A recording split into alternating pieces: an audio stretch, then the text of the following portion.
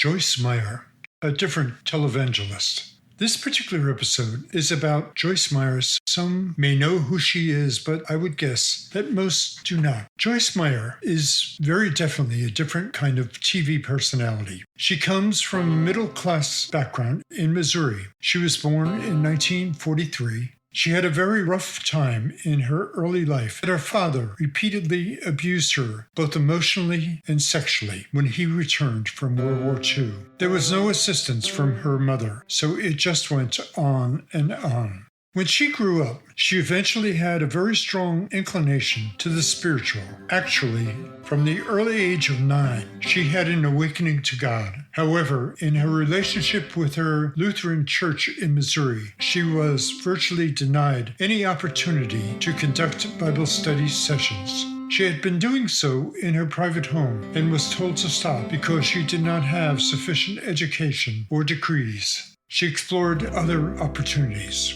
Joyce was not about ready to give up. She started and developed a Bible study group in a local cafeteria. It became very successful, and word spread. Joyce Meyer is probably best described as a charismatic Christian. She has transformed into a televangelist with her own television program on cable TV. A writer of many books, producer of catalogs, and has a number of conferences each year in a field that is strongly dominated by men. She is definitely a refreshing change.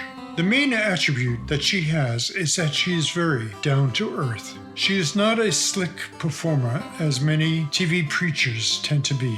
Two examples are when she had breast cancer earlier in her life. She felt that God was pressing her on to have an operation quickly. She was totally cured. Another example, when talking about the splinter in your neighbor's eye, but do not see the wooden beam in your own, from Luke chapter 6. She referred to the wooden pole as a large telephone pole. She actually had members of her crew then bring out on stage a large telephone pole to accentuate the point. Her main focus is a faith relationship with God in your daily life. She has a great relationship with her audiences and talks a lot about small daily occurrences like returning a shopping cart back from the lot to the supermarket as the proper thing to do. There is no flamboyance with her or snootiness, just honesty. She is what she is and talks about making your life better. Her TV shows are meaningful and fun and entertaining, but come with an uplifting message. She talks a lot about family, her husband Dave, and of 4 children who all help her with her ministry. She does chide Dave a lot for his love of golf, but he was and is important as a turning point and encourager for her goals. The first marriage was to one who constantly cheated on her and ended in a few years. At that time, she very much needed a job, and she was a bookkeeper with a local firm. She went to her boss after noticing that one client double paid for a job.